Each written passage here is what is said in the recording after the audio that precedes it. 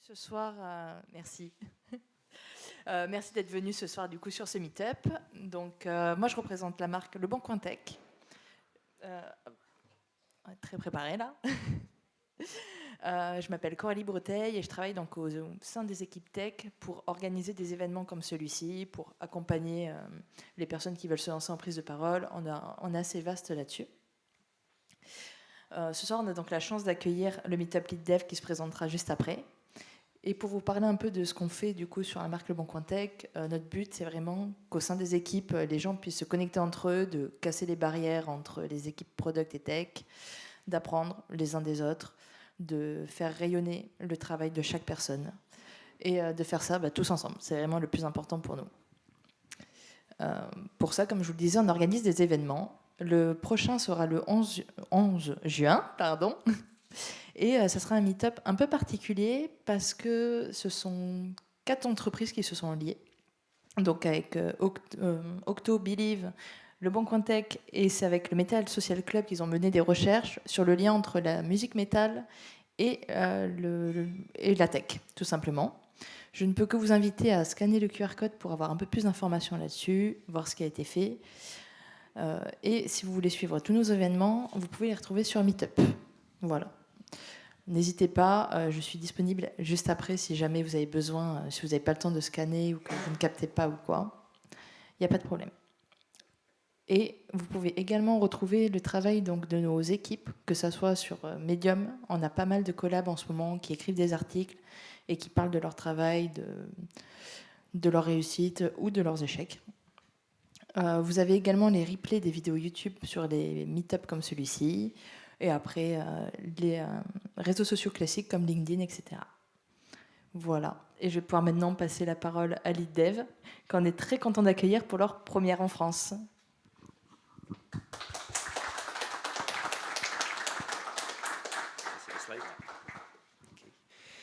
Venez ici, venez. Merci beaucoup Coralie, merci beaucoup. Merci beaucoup Le Bon Coin Tech pour l'accueil. Merci beaucoup à vous d'être venus parce que c'est la première en fait. C'est le premier meet-up qu'on organise ici à Paris par l'IDEV. Merci beaucoup à Roland et Laura en fait, qui font partie. Nous sommes une équipe bénévole qui vont vivre ce projet. Et du coup, merci beaucoup à vous aussi. Et je vous laisse vous présenter. Merci Yuri. Merci aussi à Yuri, surtout que c'est vraiment lui qui nous lance sur l'organisation de ce meet-up. Donc moi, je m'appelle Laura Rico, je travaille plutôt dans le milieu de l'énergie et actuellement, je m'occupe de la mesure de la performance du delivery des équipes de développement. Merci à Yuri de m'avoir intégré dans l'organisation justement de ces événements. Il m'en a parlé, ça m'a beaucoup intéressé, donc ça me permet de réseauter justement, de connaître du monde dans différentes entreprises.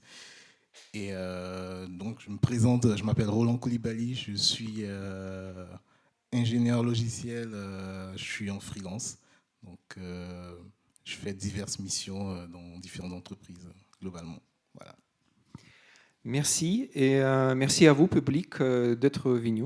Merci beaucoup à nos speakers qui vont parler tout à l'heure. Donc, je vais pas me tarder en fait de laisser la parole à eux parce que c'est pas très intéressant en fait que moi je parle. Juste quelques petites nuances. Donc là, les meetups de l'IDEV suivent un code de conduct, un code de conduite. Donc là, vous pouvez le consulter, vous pouvez lire en fait sur le lien. Mais toutefois, nous sommes là, l'équipe organisatrice est là. Voilà, si vous avez en fait, si vous voyez un comportement qui est problématique, n'hésitez pas à nous signaler.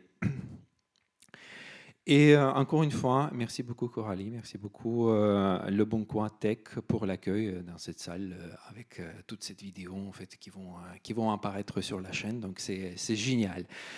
Et voilà, n'hésitez pas à suivre LeadDev sur les réseaux sociaux parce que justement les vidéos vont apparaître là-bas aussi. Bon, je me tais, je laisse la parole à Julien Conan de Le Bon Coin, de sponsor qui accueille cet événement pour son premier talk.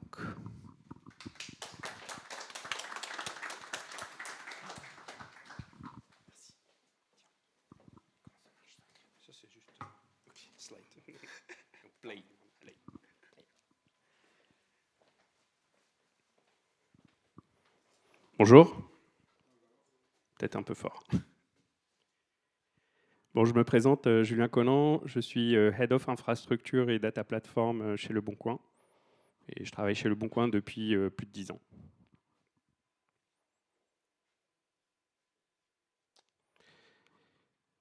Je vais vous parler du courage managérial. J'ai la conviction que l'entreprise ne peut pas reposer sur des héros. Et pour vous expliquer ça, je vais vous raconter une petite histoire. Il y a de longues années, j'ai dû prendre une décision difficile, j'ai dû me séparer d'une personne qui était très performante. Et pendant longtemps, je me suis demandé, est-ce que j'ai fait preuve de courage managérial ou est-ce que j'ai commis une erreur? Et donc, pour répondre à cette question, je vais m'intéresser de plus près au courage managérial. Le courage managérial, c'est quoi? Beaucoup de gens pensent que c'est un trait de personnalité. On va dire, telle manageuse est très courageuse, tel manager n'est pas courageux. Moi, je suis persuadé que le courage managérial, c'est une pratique. Et si on arrive à définir les formes du courage managérial, alors on peut s'entraîner à faire preuve de courage managérial comme pour n'importe quelle compétence. Donc, je vais essayer de définir les formes du courage managérial. Tout d'abord, il y a le courage de la vérité. Donc, oser dire les choses, donner du feedback, ça, c'est un courage. C'est généralement ce que les gens comprennent quand on parle de courage managérial. Par exemple, vous avez quelqu'un dans votre équipe qui est très gentil, très sympathique, etc. Mais il a commis des erreurs, ou il ou elle, d'ailleurs, ne progresse pas très bien. Et donc, vous devez lui faire ce feedback. Ça demande du courage. D'abord parce qu'on n'aime pas forcément blesser les gens, ils risqueraient de mal le prendre, mais aussi parce que c'est une action qui est inconfortable pour un manager. Par ailleurs, il peut y avoir des situations où vous devez faire des feedbacks à votre propre manager. Par exemple, dans les one-one avec votre manager, vous trouvez qu'il est très distant, très formel, et vous avez besoin de plus de transparence pour bien travailler avec lui ou elle. Et donc, vous devez lui faire ce feedback pour améliorer les choses. Pas facile. Donc, ça demande le courage de la vérité. Ensuite, il y a le courage de déléguer. Alors, celui-là, il est souvent méconnu. On se dit, oui, déléguer des tâches, c'est facile, ça nous fait du travail en moins. Tout le monde sait le faire, ça ne demande pas de courage. En réalité, déléguer des tâches faciles qui n'ont pas d'impact, oui, ça ne demande pas de courage. Déléguer un reporting à un membre de l'équipe, ça ne demande pas de courage. Par contre, déléguer des décisions qui peuvent avoir un gros impact sur une autre équipe ou sur l'entreprise, des décisions sur des projets critiques, là, on remarque que beaucoup de managers ont tendance à prendre eux-mêmes les décisions et ensuite demander à l'équipe d'exécuter. Par exemple, décider quel va être le futur logiciel qui va impacter toute la stack de telle ou telle équipe. Pas facile de laisser l'équipe prendre la décision et de la suivre derrière. Donc, le courage de déléguer, c'est un courage qui généralement est assez méconnu et qu'on a tendance à minimiser. Le problème, si on ne laisse pas ce genre de décision à son équipe, qu'est-ce que ça renvoie par rapport à la confiance qu'on porte à cette équipe? Est-ce qu'on est en train de lui laisser l'espace pour grandir et pour apprendre à prendre des responsabilités? Ensuite, il y a le courage de représenter. Donc représenter d'une part son équipe, mais représenter aussi la direction. Par exemple, représenter une réussite de son équipe, ça va. Ça ne demande pas trop de courage généralement. Mais ne pas cacher les difficultés, les échecs de son équipe, ça demande du courage managérial. Et notamment parce que, en général, c'est une sorte de remise en question de notre propre management. Par ailleurs, aussi, représenter la direction vis-à-vis de l'équipe, ça peut aussi demander du courage, surtout lorsqu'on n'est pas aligné avec les décisions de cette direction. Typiquement, en ce moment, il y a beaucoup de réduction du télétravail. Vous avez tous entendu parler de ça. Ça ne nous enchante pas forcément. Pourtant, en tant que manager, ce qu'on attend de nous, c'est qu'on tienne cette position vis-à-vis des équipes. Et ça va demander du courage managérial. Ensuite, il y a le courage de s'affirmer. Donc, oser dire non, poser des limites, assumer des positions. C'est souvent là, avec ce type de courage, que ça devient inconfortable. Potentiellement, on est en train de s'exposer à des critiques, des mécontentements, voire même, on se dit, on est peut-être en train de mettre sa propre carrière ou son poste à risque. Par exemple, la direction a souvent tendance à vouloir rentrer un max de projets dans les roadmaps, pousser, oui, prenez celui-là quand même, machin, etc. Bon, vous connaissez tous cette situation. Mais vous connaissez la limite de votre équipe, vous connaissez ses capacités de delivery, et donc c'est à vous d'avoir le courage managérial de poser la limite. C'est plus facile de laisser faire, mais on le paye tôt ou tard.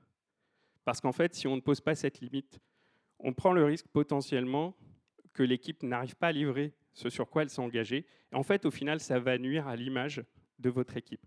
Vous pouvez aussi mener votre équipe à l'épuisement, ce qui n'est pas forcément une bonne chose.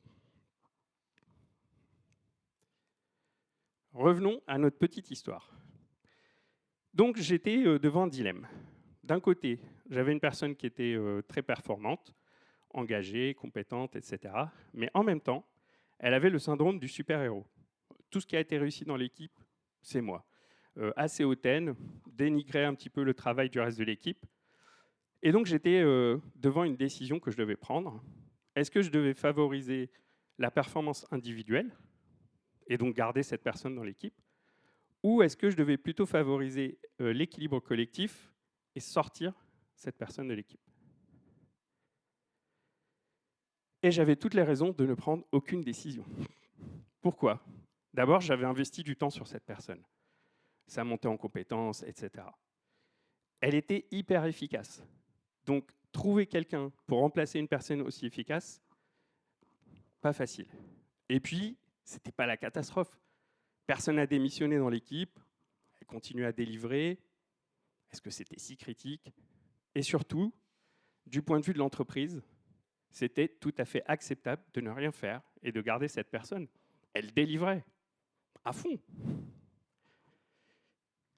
Ce qui m'amène à vous parler de la dernière forme de courage. Le courage de trancher. C'est quoi? C'est le courage de prendre une décision quand il n'y a pas de bonne option. Quand on sait que quelqu'un va forcément en souffrir. Et quand on sait que ça va être très inconfortable pour nous-mêmes. Et en fait, dans ce cas-là, c'est souvent très facile d'attendre et de se dire je vais attendre un petit peu, ça va peut-être s'arranger tout seul. Peut-être que la personne va comprendre, peut-être que le contexte de l'entreprise va changer, etc. Le problème, c'est que plus on attend, plus on est en train d'envoyer le message que cette situation est banale. En fait, on va banaliser la situation problématique. Donc, pour éviter ça, j'ai pris la décision de me séparer de cette personne, même si je savais que l'entreprise n'attendait pas forcément que je prenne cette décision. Et là, vous vous dites, peut-être, comment c'est possible que cette situation soit acceptable dans une entreprise? Alors, pour vous expliquer ça, je vais faire un parallèle avec un champ de gravité. Vous savez, le champ de gravité, c'est cette force qui attire la matière dans un trou noir ou autour d'une planète. Et donc, pour moi, une entreprise, c'est comme un champ de gravité. Sa culture et son environnement vont attirer certains comportements, voire même les concentrer, ce qui va faire que certaines décisions managériales vont devenir naturelles et d'autres vont devenir extrêmement coûteuses. Donc, quel que soit le discours des entreprises, ce qui va compter en fait, c'est cette fameuse gravité, c'est-à-dire dans les faits, qu'est-ce qui est réellement valorisé dans l'entreprise. Je vous prends un exemple. Si vous êtes dans une entreprise où la gravité pointe sur la performance à tout prix, les résultats, donc c'est ce que l'entreprise va valoriser le plus, quel que soit le discours qu'elle affiche. Donc, si vous avez une personne qui est très performante, mais qui abîme son équipe, en fait, le manager va se retrouver dans une position inconfortable pour prendre une décision. Pourquoi? Parce qu'il va non seulement lutter contre les travers de cette personne, mais il ou elle va devoir aussi lutter contre la gravité du système en lui-même. Et ça va être un effort beaucoup plus grand.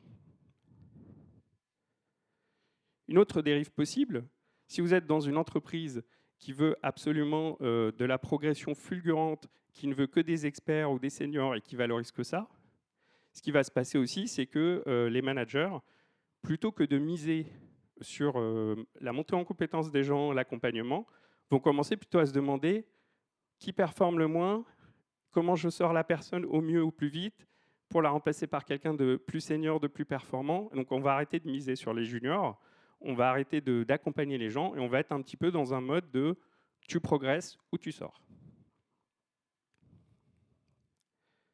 Donc avec ces deux exemples, on voit que d'un côté, la gravité de l'entreprise va nous pousser à ne pas prendre de décision.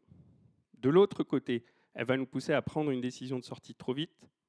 Et donc on voit bien que la gravité de l'entreprise, c'est-à-dire sa culture, son environnement, ce qu'elle valorise, va venir déformer le courage managérial.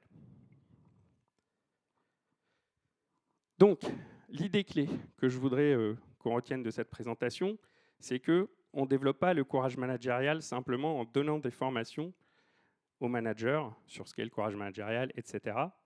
Il faut aussi faire en sorte que les environnements et la culture de l'entreprise rendent ce courage managérial possible.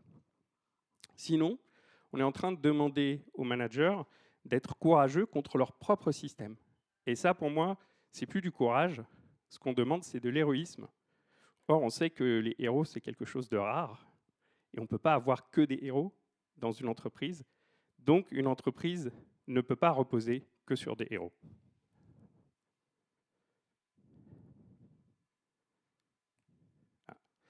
Donc, comment on fait pour créer un environnement qui rend le courage managérial possible? Tout d'abord, il faut mettre à niveau égal le savoir-être et la performance. Il ne faut pas valoriser l'un plus que l'autre. Il faut être explicite sur les comportements qui sont acceptables ou non pour l'entreprise. Il faut absolument que le droit à l'erreur managériale soit une évidence pour tout le monde. Si on veut que les managers puissent faire preuve de courage managérial, il ne faut pas non plus qu'ils aient peur que s'ils commettent la moindre erreur, c'est fini pour eux. Donc l'erreur managériale, ça doit être acceptable, tout le monde doit le savoir, et il faut aussi donner le temps aux managers de développer les individus. Bien sûr, il y a d'autres idées possibles, d'autres conseils, mais là, je vais m'arrêter à cela parce que c'est ceux-là qui sont en rapport avec la situation dont je vous parlais. Donc, pour conclure, le courage managérial, pour moi, ça ne se résume pas juste à oser dire les choses, savoir s'affirmer, savoir déléguer, etc. C'est aussi le courage de prendre des décisions difficiles au bon moment et d'agir. Parce que finalement, le rôle du manager, ce n'est pas seulement de développer un individu, mais c'est de s'assurer que l'environnement et les conditions nécessaires pour que l'équipe entière réussisse sont là.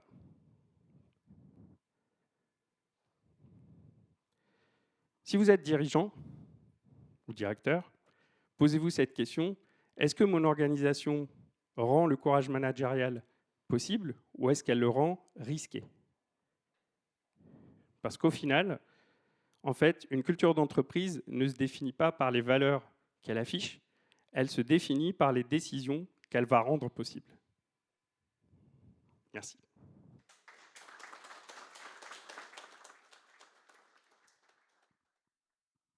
Du coup, on ne prend pas de questions parce que les questions, ça sera après, pendant la phase de networking. Voilà. Et je te laisse la main. Merci beaucoup, Julien. Alors, ensuite, je vous présente Arthur Magne, qui va nous parler de plein de choses.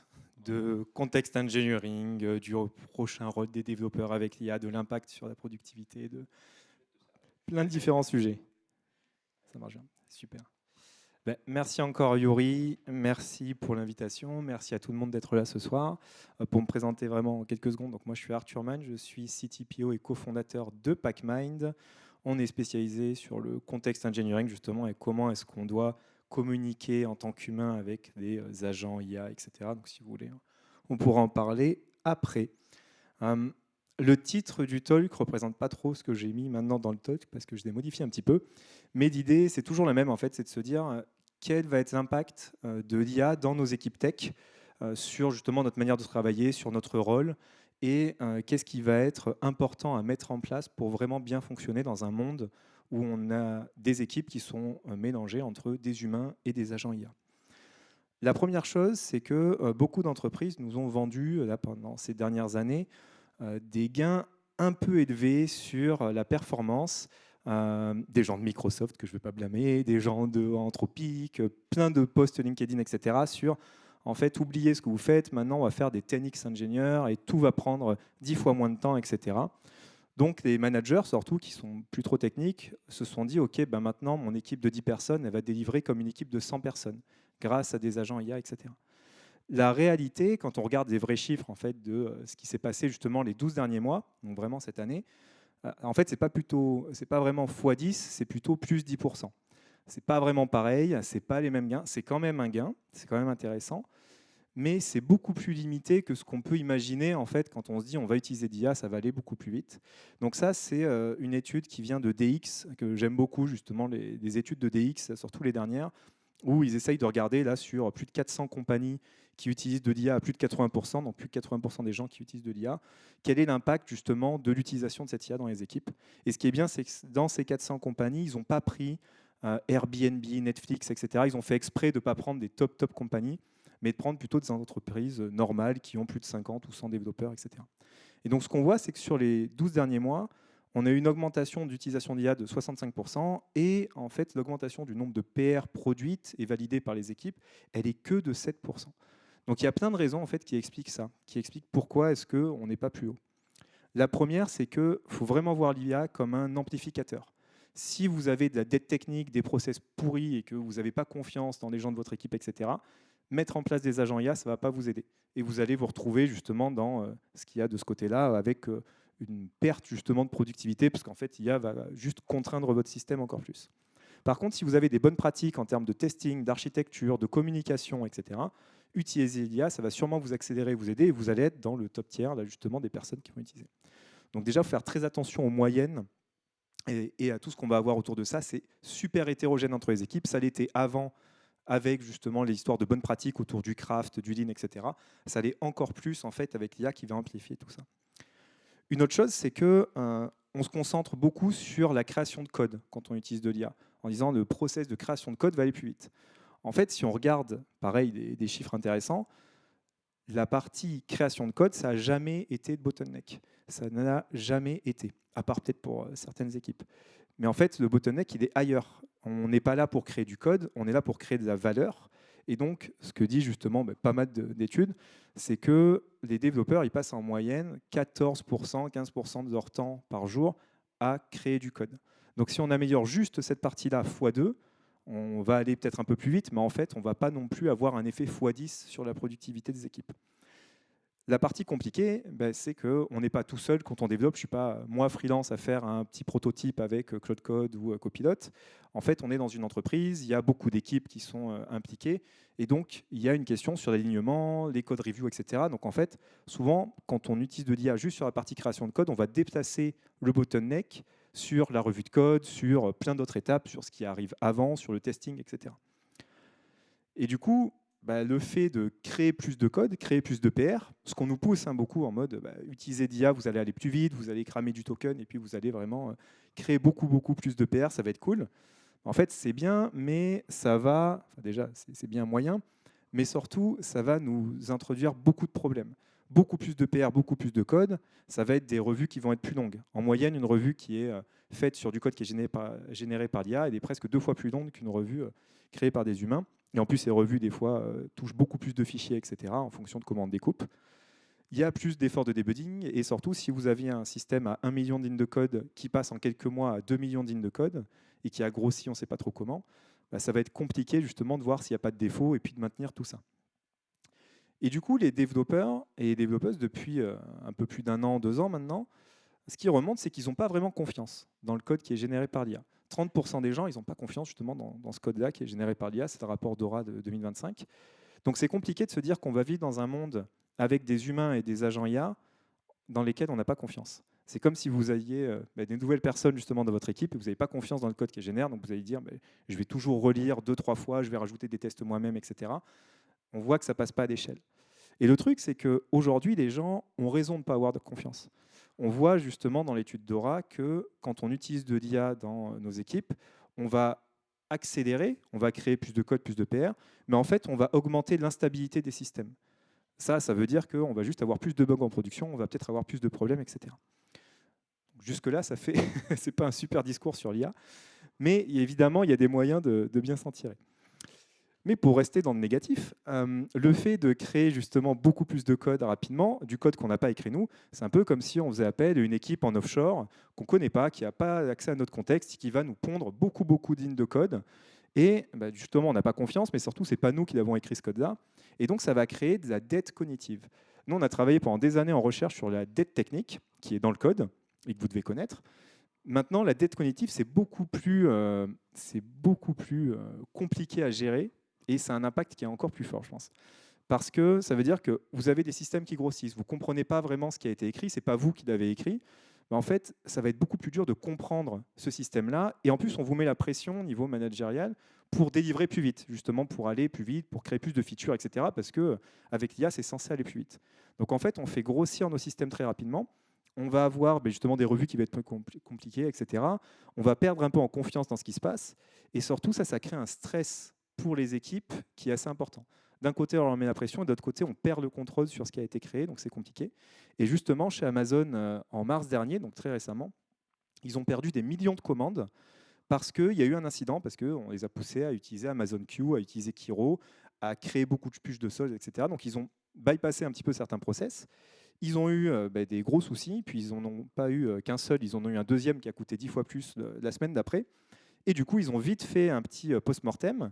Et donc tout le monde a blâmé l'IA en disant mais ça c'est le code généré par l'IA, les agents font n'importe quoi, c'est pas déterministe, etc. Et donc ce qu'ils ont fait, c'est qu'ils ont dit ok, pendant 90 jours, on ralentit, on va ralentir ce qu'on va faire et on va mettre 2 reviewers pour chaque revue de code, pour chaque PR. Alors si jamais ça pose problème, peut-être qu'ils vont en mettre 4, puis peut-être 6, puis peut-être qu'ils vont se dire en fait ça n'a pas vraiment d'impact. Mais ça veut bien dire que là on perd en confiance sur le code qui est généré. Ils ont augmenté la documentation, ils ont fait plus d'auto-validation. Alors ça veut dire test unitaire, plus linter, etc. Donc plein de choses statiques. Plus ils ont fait pas mal d'audits justement sur le code. Et en fait, le problème, c'est que ces équipes qui essayent d'accélérer sans avoir forcément des super pratiques d'entrée, ou en tout cas sans créer un système dans lequel on peut avoir confiance, ça nous donne une impression de vitesse. Tout seul, j'arrive à faire des logiciels beaucoup plus rapidement qu'avant, très rapidement, etc. Mais des petits POC, des choses comme ça qui sont jetables, ça va très vite, c'est facile. Et donc, plus de PR produites, c'est différent de je crée de la valeur pour les utilisateurs et je ne suis pas en train d'introduire des bugs de temps en temps qui vont me faire perdre des millions d'un seul coup. Et ça, c'est un autre graphe que j'aime bien justement de DX qui montre par entreprise, donc là, chaque barre, c'est une entreprise, quel est l'impact de l'utilisation d'IA sur l'indicateur qui s'appelle le change failure rate. Donc, c'est quand je mets en prod quelque chose, est-ce qu'il y a un bug justement derrière que je dois aller fixer ou pas? Et en fait, on voit à quel point c'est hétérogène. Donc là, si vous faites une moyenne, je crois que le chiffre, c'est à peu près 2,3% ou un truc comme ça. Enfin, c'est vraiment minuscule. Et si on le prend par entreprise, on voit que d'une entreprise à l'autre, c'est hyper différent. Donc en fait, le problème souvent de ces change failure rate qui augmentent ou autres, c'est que les agents IA qu'on a, ils n'ont pas forcément tout le contexte de notre entreprise, ils ne savent pas pour qui on travaille, ils ne savent pas quelles sont nos contraintes de sécurité, pourquoi telle partie du code elle a été faite comme ça il y a 6 mois, est-ce que c'est parce qu'on avait la flemme, est-ce que c'est parce que ça a été fait en offshore, est-ce que c'est parce qu'il y avait une contrainte de sécurité qui faisait que là, c'était obligé de faire comme ça. Donc tout ça, en fait, ces décisions architecturelles, justement, l'IA n'y a pas accès. Tout est contraintes business, les contraintes de sécurité, etc. Donc tout ça, c'est des choses que l'IA a besoin de connaître justement pour fonctionner. Donc là, ça nous amène déjà sur le fait que toutes les connaissances qu'on a tacites dans notre tête, elles doivent être maintenant explicitées pour les agents IA sous la forme de Markdown, sous la forme justement de documentation, etc. Le problème, c'est que ça entraîne aussi des effets un petit peu mauvais. Donc je repars de l'incident qu'il y avait à Amazon. Donc il y a eu des articles qui sont sortis en disant mais c'est Kiro qui fait n'importe quoi, fallait utiliser GitHub Copilot ou d'autres solutions, ce serait vachement mieux. Pourquoi est-ce que cet incident est arrivé? Quelques semaines plus tard, ils ont fait un vrai post-mortem et ils ont dit ah ben en fait le problème il venait d'un wiki interne qui n'était pas à jour. Donc le problème c'est cette putain de documentation qu'on n'a toujours pas mis à jour depuis des années. Avant tout le monde s'en foutait parce que personne n'allait la lire dans tous les cas la documentation. Sauf que maintenant ça pose vraiment problème parce que les agents IA ils voient que Michel il y a 5 ans ou en 2017 il a écrit un truc quelque part. L'IA elle est partie de déterrer. Elle a dit ah ben si Michel a dit ça en 2017 ça doit être vrai. Donc je vais suivre ce truc-là. Et donc là, on se rend compte qu'en fait, toutes ces documentations qu'on avait avant, ou toutes le contexte en fait, que l'IA peut avoir en accès, ça peut être très dangereux s'il n'est pas à jour. Donc en plus de lui donner tout ce contexte, on doit faire attention absolument de mettre à jour. Et donc tout ça, ça porte un nom en fait, cette communication qu'on va avoir avec l'IA, c'est ce qui s'appelle du context engineering. Donc c'est essayer d'architecturer un petit peu ce contexte qu'on va pouvoir lui transmettre pour qu'elle puisse avoir et faire des choses en autonomie et surtout qu'on puisse gagner en confiance sur ce qui va être fait. Donc on va passer par différents systèmes. Aujourd'hui, ça s'est standardisé pas mal. C'est ça qui est bien, c'est qu'on a eu peur au début avec Claude qui partait dans une direction, avec Microsoft, Cursor, etc. Dans d'autres, on a eu un petit peu peur. Mais ça s'est centralisé autour des fichiers AgentMD, bon, à part Claude qui garde CloudMD, mais bon, c'est pas grave. On a les skills qui sont arrivés, qui sont super importants maintenant. Et d'ailleurs, toutes les entreprises poussent vraiment à utiliser des skills parce que ça ne va pas surcharger notre contexte Windows, etc. Je ne vais pas rentrer dans le détail, mais c'est ce qu'il faut viser vraiment aujourd'hui. Et en fait, à côté de ça, il y a tout ce qui est vos docs d'architecture ou des documentations que vous pouvez avoir, les logs, des specs, etc. Donc en fait, tout ce que va manger vos LLM en entrée, ça fait partie justement du contexte qu'on va leur transmettre. Et donc, il faut réfléchir à se dire, ce n'est pas en attendant le nouveau modèle Opus 4.8 qu'on va résoudre tous ces problèmes, justement de bugs qui arrivent, de productivité, etc. En fait, avec les modèles qu'on a actuellement, on peut très bien s'en sortir. Et donc, ce que disent des gens comme les équipes de Dangchain, c'est qu'il faut investir sur ce qu'ils appellent le harness. Le harness, c'est le harnais de sécurité que vous avez autour de vos agents. Donc, en fait, chaque entreprise, donc chacun et chacune d'entre vous, vous avez un contexte spécifique, vous êtes sur des technos spécifiques, vous avez des contraintes business spécifiques, etc. Et avec le même modèle qui pourrait être Haiku ou Claude Sonnet ou autre, vous allez pouvoir avoir des super résultats dès aujourd'hui si vous mettez en place justement ce harnais qui va bien. Et donc, vous allez créer, en fait, entre guillemets, des agents un peu spécifiques à vos contextes, à vos projets. Et donc ça c'est une sous-partie du context engineering qui est plutôt comment gérer le contexte Windows et tout ce contexte-là, qui s'appelle le harness engineering.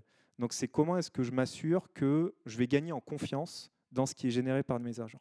Et en fait, si je n'ai pas confiance, comme je disais tout à l'heure, on va garder des bottlenecks qui sont la revue de code, etc.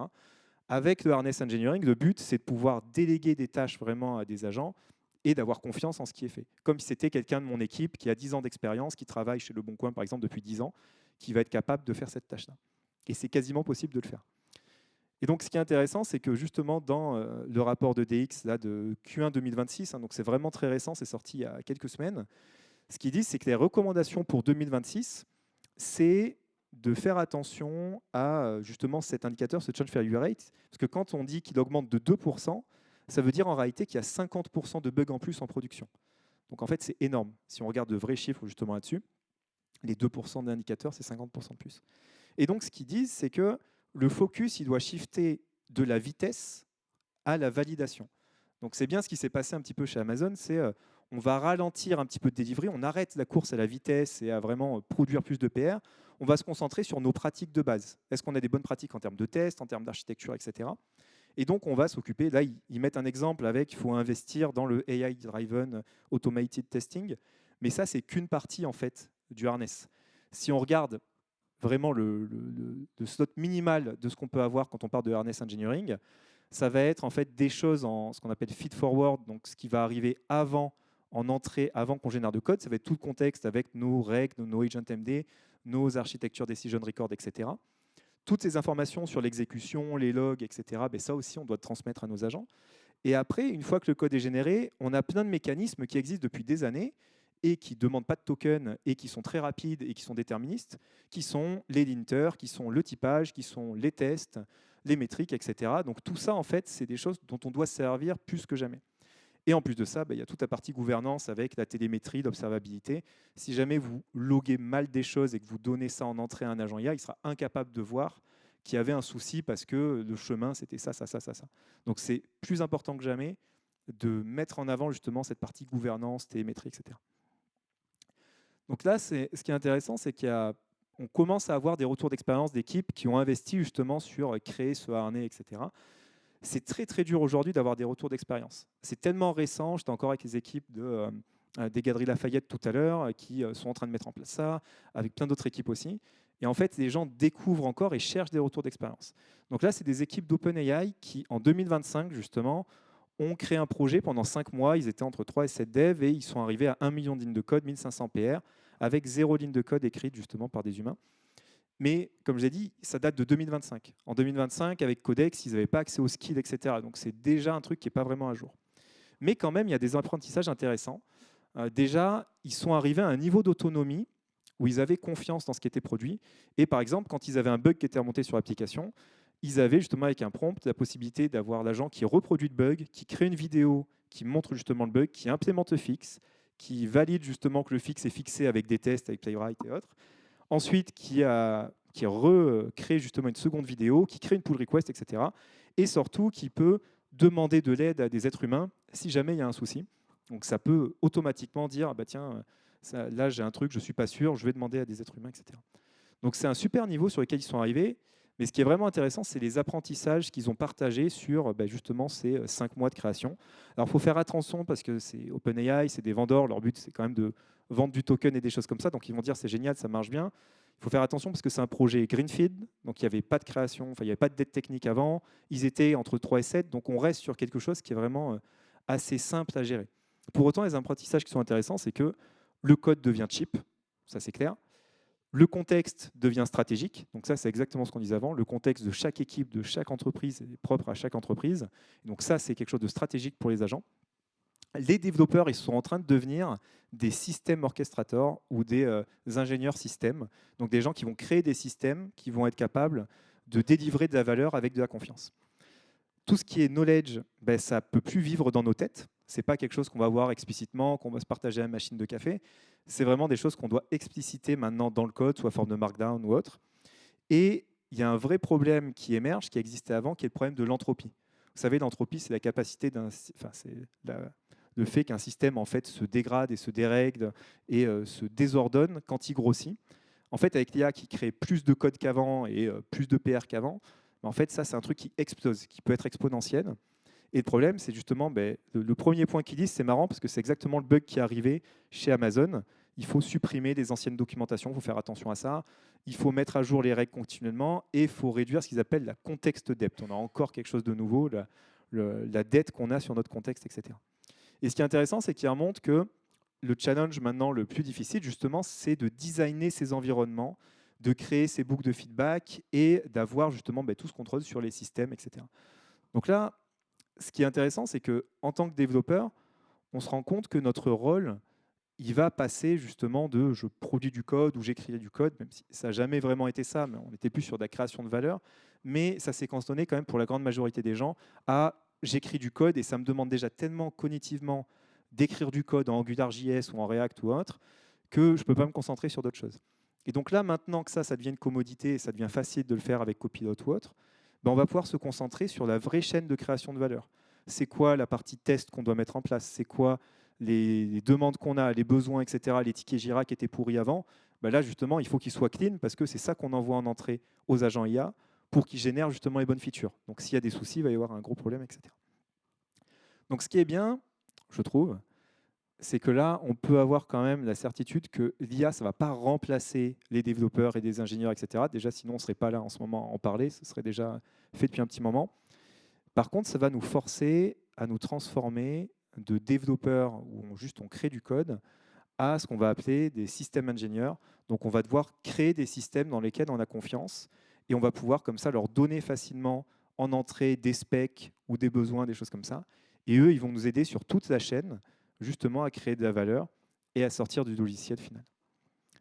Voilà, donc comme on disait tout à l'heure, les questions, ce sera pour après. J'ai aucune idée du temps que j'ai fait. J'ai peut-être explosé ton chrono. Non, c'est bon? Super. Parfait. Ben, merci à toutes et à tous. Et puis, je te laisse la parole, du coup, Alexandra.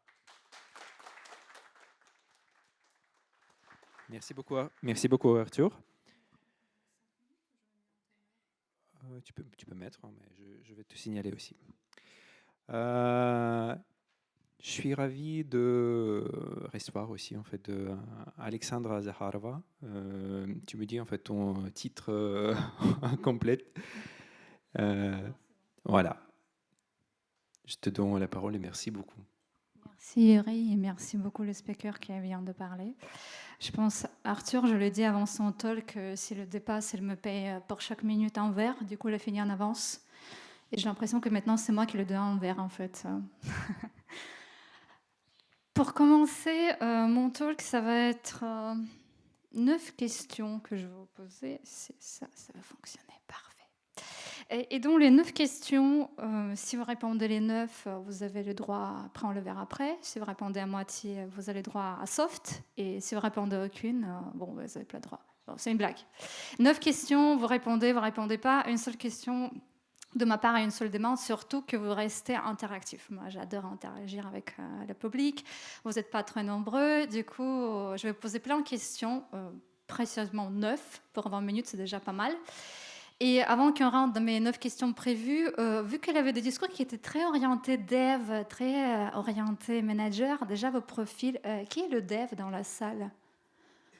Ok, cool, parfait. Qui est manager de développeur? On va dire 25-40 personnes. Ouais. Certains hésitent, ça signifie quoi un peu? Manager, mais la nuit, c'est ça, pas le jour. Bon, peut-être futur manager dans ce cas. Pour commencer, la première question, elle va être très simple. Déjà, qui est moi? Pourquoi je vous parle aujourd'hui de créativité? Qui me connaît dans la salle? 1, 2, 3, 4. Bon, je peux enlever ma couronne, personne ne me connaît pas une princesse ce soir. C'est pour ça que j'ai mis un peu plus d'infos que d'habitude. Et j'ai dit tout à l'heure 9 questions. 9 questions, un peu comme en chaque, 9 vies. Et on me pose souvent cette question, en fait, comment j'arrive à tout faire? Et je réponds, généralement, je fais en chat. Voilà, mes 9 vies, et elles sont arrière. Et je vais tourner les 9 questions autour. Déjà, il y a 3 faits très connus, on le perçoit direct. Bon, mon accent, on le perçoit direct. 2 faits que je suis franco-ukrainienne. Et le talk aujourd'hui, c'est tout autour de créativité et l'intelligence artificielle. Pourquoi c'est comme ça? C'est parce que j'ai écrit un petit livre de 200 pages. Comment ne pas être remplacé par l'intelligence artificielle? Et merci Arthur de faire une transition parce que c'était la dernière phrase que tu as dit. Moi je dis waouh, elle préparait, elle a lu mon bouquin, même si c'est pas vrai. Et donc je prends un chapitre de mon livre pour faire un talk aujourd'hui qui va être censé vous amener vraiment dans ce monde créatif et pourquoi l'IA aujourd'hui n'est pas capable de vous remplacer sur votre créativité. Mais le droit d'en parler, il ne vient pas de là, en fait, que j'ai écrit des livres, mais plutôt de côté droite. Parce qu'à la base, on a l'habitude de voir les devs ou les gens qui travaillent dans le tech, en tout cas chez Microsoft, qui viennent de domaines plutôt ingénieurs, dev et blablabla. Moi, je viens du monde de sciences sociales, donc de recherche, qui est très, très différent, qui m'a aidé beaucoup après le manager de l'équipe de développeurs et surtout rentrer chez Microsoft. Mais au final, mon parcours, il va expliquer aussi pourquoi je vais m'orienter vers créativité, pas forcément vis-à-vis côté technique, mais vis-à-vis côté neuroscience. Et je vais vous poser aujourd'hui beaucoup de questions autour de votre fonctionnement vis-à-vis fonctionnement de l'intelligence artificielle.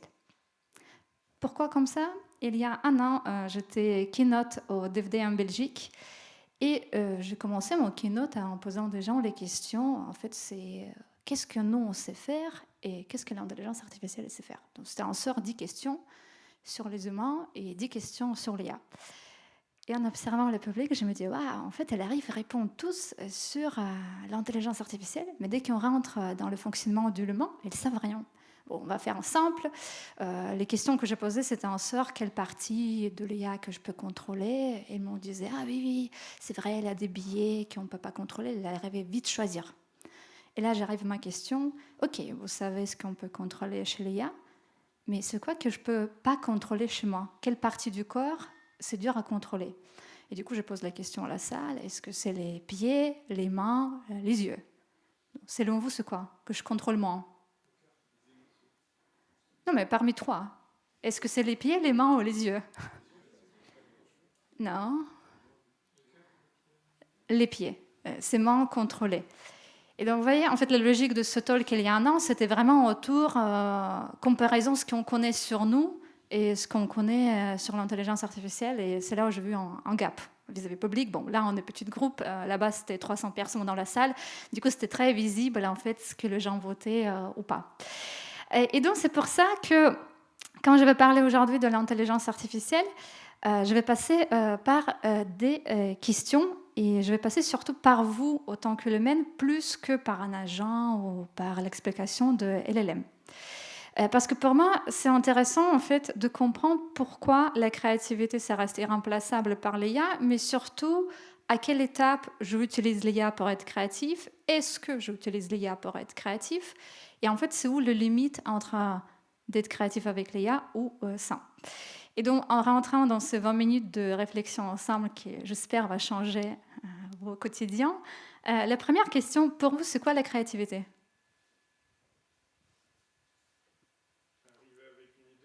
Arriver avec une idée, ok, pourquoi pas? Créer quelque chose de nouveau, pas mal. L'association des éléments, c'est mieux. J'ai donc des cours à la Sorbonne depuis 9 ans. Et cette année, mes étudiants m'ont dit, madame, mais on ne peut plus créer quelque chose de nouveau. Et moi, j'étais là, waouh, j'ai une nouvelle génération qui me dit que jamais on va créer quelque chose de nouveau. C'est toujours combination. Donc là, en fait, les personnes qui disent créer quelque chose de nouveau, l'année prochaine, venez avec moi dans la classe pour les persuader parce qu'elles m'ont défoncé cette année sur cette question. D'autres idées? Ouais? En anglais, avec plaisir. Ok, different visions sont le pan de vue différent. Créer quelque chose à partir d'un moment où... Ah, de rien. Créer quelque chose à partir de rien. Oui, et si on pense que rien, c'est quelque chose qui n'existe pas comme une idée, pourquoi pas? Au niveau scientifique, et là, je vais, comme chercheuse en sciences sociales, je vais partir plutôt de sciences quand même. On peut dire que c'est 4 choses. Et côté intéressant que vous venez de mentionner presque tout ce que je notais, je pense, dont on a combinaison. Quelqu'un parlait de processus, et là, de rien, on peut dire que c'est peut-être cette partie de l'inconscient qu'on voit ici. Mais le plus important, c'est que c'est un muscle. Je répète, c'est un muscle. Pourquoi je le dis? Parce qu'au potentiel, on est tous créatifs. Si je fais du sport, la première fois dans la salle de sport, ça putain fait mal quand même. On ne veut pas faire les pompes, on ne veut pas se monter, c'est dur. Plus on y va, plus on devient accro. Pareil à peu près à la créativité. Au début, c'est compliqué, et il faut trouver l'idée. Plus on va, plus on devient accro à la créativité.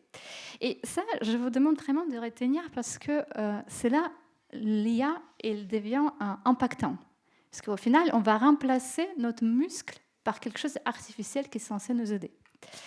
Et donc, le deuxième, ou plutôt troisième question, est-ce que vous êtes créatif, vous, dans la salle? Est-ce que vous êtes partie de classe créative? Oui? Non? Et ceux qui n'ont pas répondu, c'est quoi? Il y a une personne au milieu. On va dire 50-50 et... Ah, mais super! Elle a une bonne question. Qu'est-ce qu'on appelle la classe créative? Et là, vous répondez... Ça, au milieu, c'est quoi la classe créative? Donc moi, encore une fois, je crois à la recherche, je ne crois pas à moi-même. Je crois plus aux gens qui ont fait les études dedans pendant des années. Et donc, quand moi je parle de classe créative, je parle de chercheur qui est juste là, Richard Florida.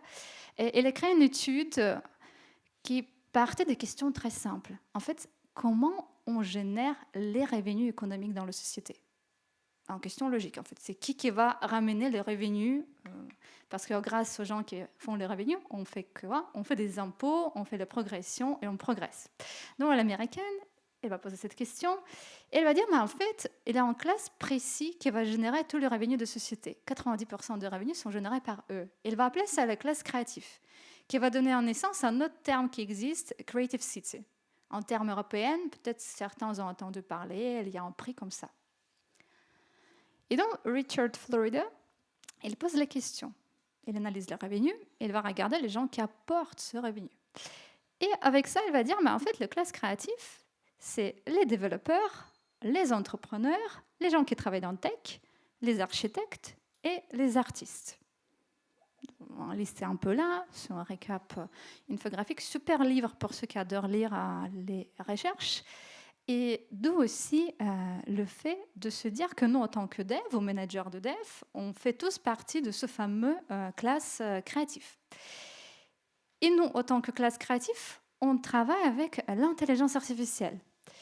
Et la question, en fait, qui se pose logiquement, mais qu'est-ce que mieux pour la créativité? Est-ce que c'est l'utilisation de l'IA? Est-ce que c'est utiliser mon cerveau et l'IA? Ou est-ce que c'est utiliser que mon cerveau? Et c'est là on revient vers le discours d'Arthur de tout à l'heure, parce qu'Arthur on a parlé de cognitive depth. Il avait un fameux mot sur le slide. Il a dit, voilà, on a un dette technique, on a un dette cognitif, tout le monde était là. Il dit, super Arthur. Est-ce que quelqu'un dans la salle, en fait, sait c'est quoi le dette cognitif de laquelle Arthur a parlé? Parce que j'attendais, est-ce qu'elle va nous donner les définitions? Elle n'a pas donné, je me dis, waouh, super, j'avais posé une question tout à l'heure, merci, un autre cadeau.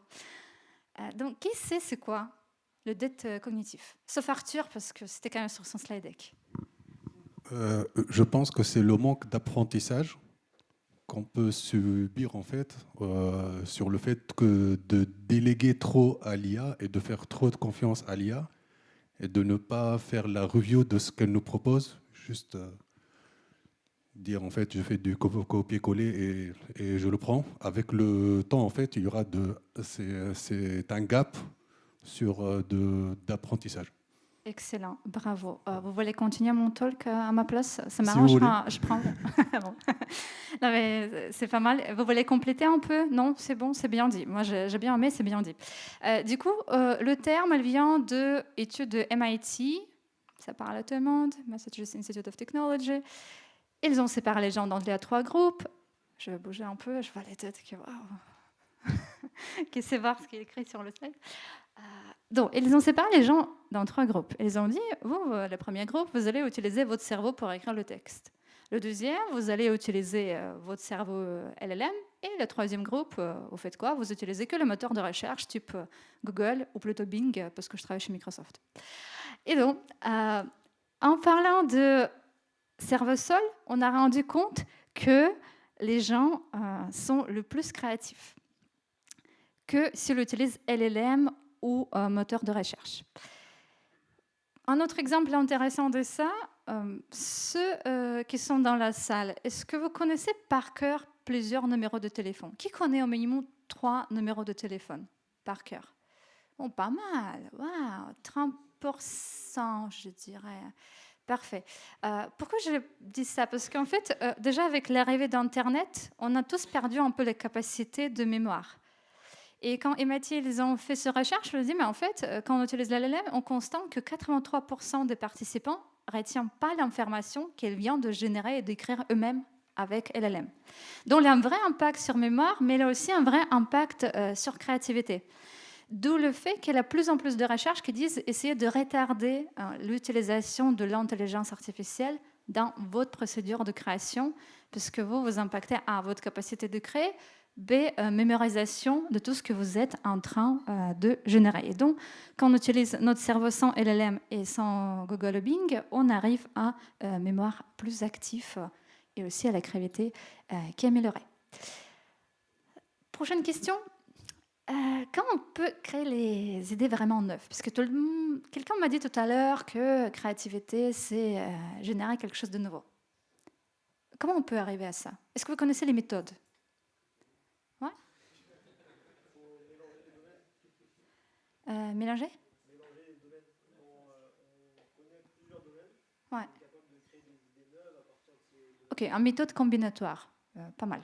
On mélange quelque chose d'existant. Il faut laisser le cerveau un peu au repos avant de se lancer dans la tâche créative. J'adore. Laisser le cerveau au repos. Design thinking. Design thinking, why not? Ok, la méthode d'idéation de groupe. Du coup, ça, c'est une méthode de travail en groupe que j'adore. Ouais. La retraite spirituelle et la méditation. C'est vos services ou...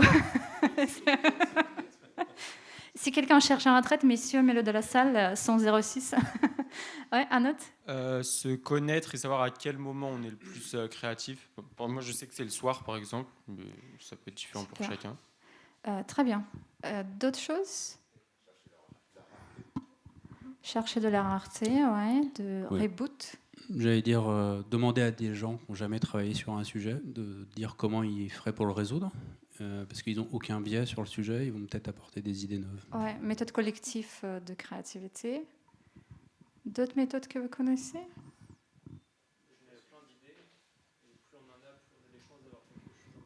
Ouais, générer plein d'idées. J'aime bien. Pour info, j'étais prof de créativité à ECV Digital pendant 3 ans, et un exercice qu'on faisait tout le temps, c'était créer 100 tueurs des idées. En fait, je les forçais à écrire 100 phrases qui vont tuer leurs idées. Et généralement, les meilleurs, ça ressortait après 80, 90. Le dernier vent, c'était la crème de la crème. Donc, c'est un très bon conseil. Ouais, les choses qui n'étaient pas dites. Oui. My French is not that good, so I will speak in English. Mine neither, so let's switch to English for the rest of this one. Yes, yeah, I'm actually working in exactly this area. What I found helpful for independent thinking, which means creative thinking, is usually if the AI is actually like kind of working as teacher's perspective, not for like a classmate I can copy from, you know. Yeah. So that then helps, like if I can collaborate with AI instead of just like copy pasting. In which stage of the creative process you will put AI actually will change the approach? It depends, I think. Like for me and the studies I did, it mainly depends on the user's perception, like how the perception is going based on that. So if I'm having like a very stressful time, just talking with the AI can help me calm down and get back to my creative thinking process, instead of just telling the AI like, yeah, I'm stressed now. Or it can also be opposite, like I can talk to AI and get overwhelmed, and by the answer of AI I'm more confused and more lost in the like, oh, this like is just like talking with you, and I'm like, yeah, like a Microsoft, oh my God. Then I'm lost in my heart, like I forgot what I did in my life. It's exactly that kind of like a wow, overwhelming first thought. So if the design of the AI is better, like more human-centric, then I think it should help as a collaborative partner. Okay. Than just a dictator, you know. Why not? I will come back to this one at the end, you. but agree partly. What?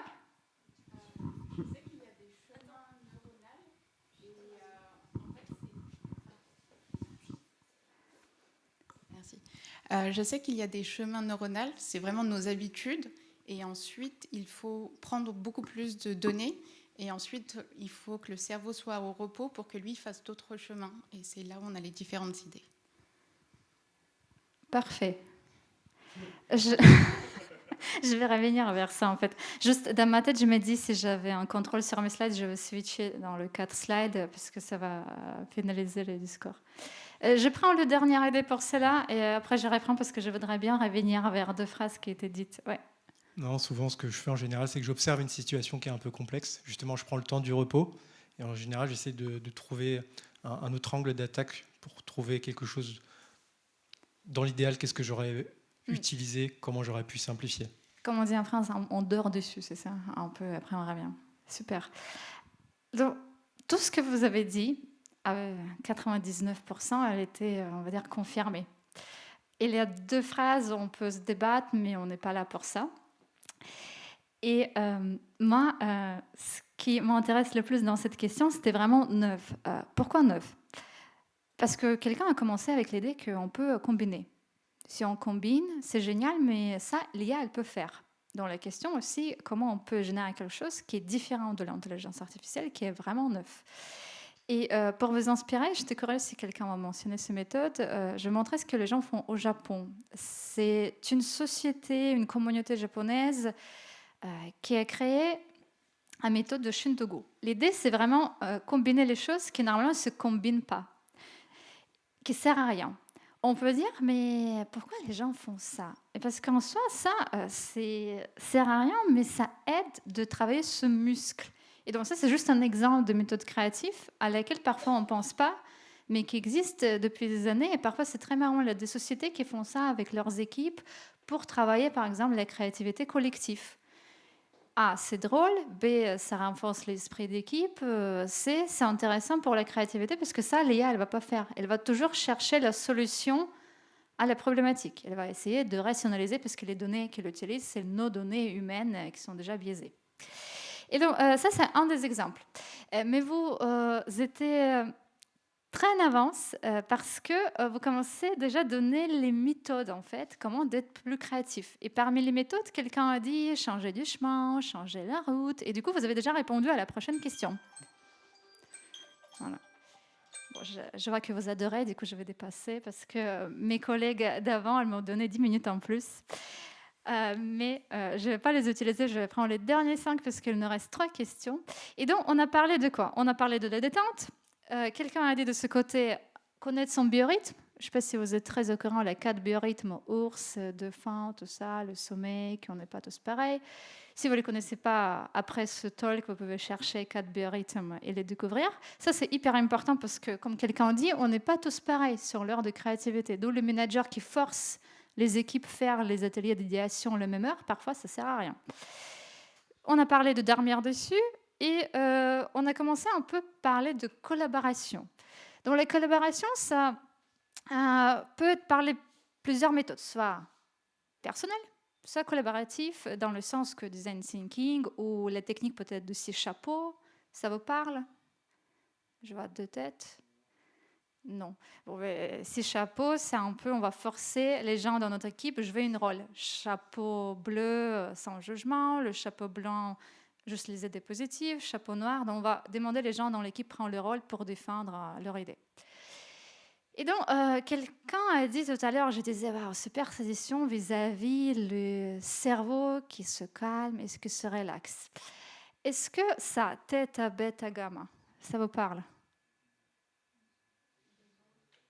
Oui, non, ça dépend. Ça dépend de quoi? De grec, de latin, non? de grec, ok. C'est les étapes par lesquelles votre cerveau passe. Aujourd'hui, il y a tous les psychologues, toutes les pubs qui vont vous dire « Ah, activez pas votre téléphone le matin, après le réveil. » Pourquoi? Pourquoi on déconseille d'activer le téléphone le matin et le regarder? C'est en fait, quand vous activez votre téléphone le matin, vous partez ici. Votre fréquence neuronale, elle change. Vous êtes en bêta. Vous êtes plus créatif. Si je me réveille, j'ai regardé mon écran de téléphone, bim, hop, je suis là. J'ai changé. Et je suis plus créatif. Et donc, pour nous, c'est important, ces états de cerveau. Et quelqu'un a dit retreat, méditation. Je faisais rire, mais en réalité, moi, je médite depuis 10 ans, tous les matins. Pourquoi? Parce que ça change les fréquences de cerveau. Et vis-à-vis le cerveau, on ne connaît pas grand-chose aujourd'hui. Pourquoi? Parce que pendant des années, on ne se connaît pas le cerveau. C'est très récent. Est-ce que vous connaissez le côté gauche et droite de la cerveau? C'est quoi côté gauche-droite?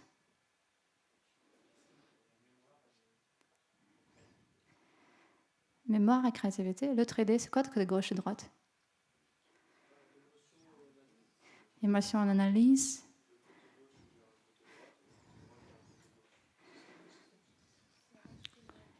Rationnel créatif. Bon, en fait, je vais arrêter de vous embêter. C'est un mythe. Ça n'existe pas, c'est absolument faux. C'était imaginé dans les années 70, c'était popularisé par Vogue, n'importe quoi.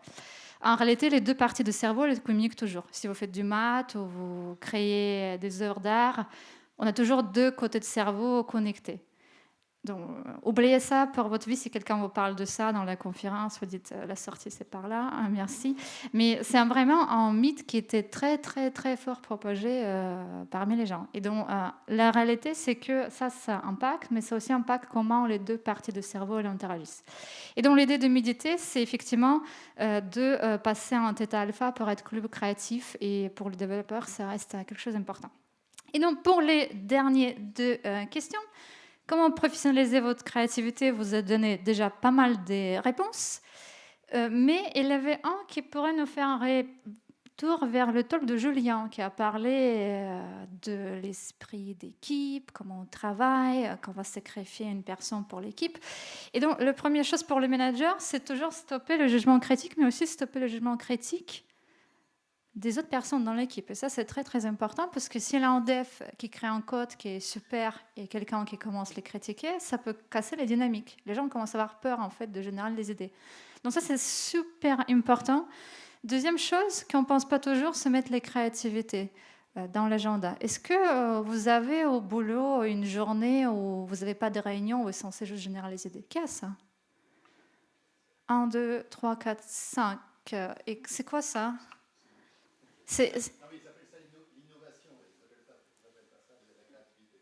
Ok, elle appelle ça innovation. Donc, Innovation Day en quelque chose. Et la plein d'entreprises, on a ça, et après, on a quand même des réunions, mais on est censé utiliser. Donc, bloquer le temps de rien faire ou d'être créatif. Ça, c'était dit aussi dans la salle, fréquenter les différences, voir les gens qui n'ont pas le même point de vue, poser des questions, produire en quantité, on a parlé, et reconnaître sont importants. Donc vraiment, il faut se valoriser l'autre. Et ça, on ne fait pas toujours en France, surtout dans les équipes où quelqu'un s'est mis en avant. On en parlait un peu pendant le premier talk. Donc ça, c'est important aussi d'apprécier l'idée et de ne pas critiquer. Là, c'était juste un récap. On a parlé un peu de design thinking, mais sachez bien qu'il y a d'autres méthodes créatives, les cartes mentales, Scammer. J'ai parlé de 6 chapeaux, tout ça, ça existe. Et nous, on a l'habitude de faire beaucoup de brainstorming, mais en réalité, on pourrait aller plus loin avec nos équipes. Et pour revenir à la question, en fait, à quel moment je rajoute de l'IA? Et on a parlé tout à l'heure en anglais. À quelle étape, en fait, je vais utiliser mon assistant? Il n'a pas une seule réponse aujourd'hui au niveau scientifique. Il y a plusieurs études qui parlent des étapes différentes, mais à peu près tout le monde reste d'accord que c'est mieux de retarder quand même. D'un côté, on a le dette cognitive. De l'autre côté, on a aussi la capacité de générer de nouvelles idées nous-mêmes. Et donc, c'est quand même important de garder son propre muscle avant de le remplacer. Il peut utiliser les modèles hybrides. Et c'est là où je revenais vers le discours quand je disais oui, en partie, c'est vrai. On peut utiliser IA autant que collaborateur, surtout dans les méthodes collaboratives. Imaginons, on fait le brainstorming où j'ai 6 personnes de mon équipe, mais j'ai aussi une IA. Et toujours mettre créativité d'abord et jamais critiquer ses collaborateurs. Et c'est peut-être les top 3 que je vais laisser à la fin. Et si vous avez des questions, mon petit LinkedIn, le lien. Si vous voulez aller plus loin, vous pouvez aussi feuilleter mon livre, je l'ai avec moi. Et comme c'est dit tout à l'heure, on vous attend tous pour un petit verre à networking pour vos questions. Merci beaucoup à nos organisateurs, merci beaucoup aux speakers et merci de répondre à mes questions malgré que je posais plein. Vous étiez hyper actifs et ça fait beaucoup plaisir. Merci beaucoup, Alexandra. Merci beaucoup. Merci à tous les speakers, merci Alexandra, merci Arthur, merci Julien, et merci beaucoup Le Bon Coin Tech pour l'accueil. Et voilà, en fait, comme Julien l'a dit, en fait, on n'accepte pas les questions. Vous avez déjà répondu pas mal, en fait, mais je vous invite, merci Alexandra, mais je vous invite toutes et tous de continuer à se poser des questions, à poser les questions aux autres, avec un verre qui est offert par Le Bon Coin Tech. Merci beaucoup.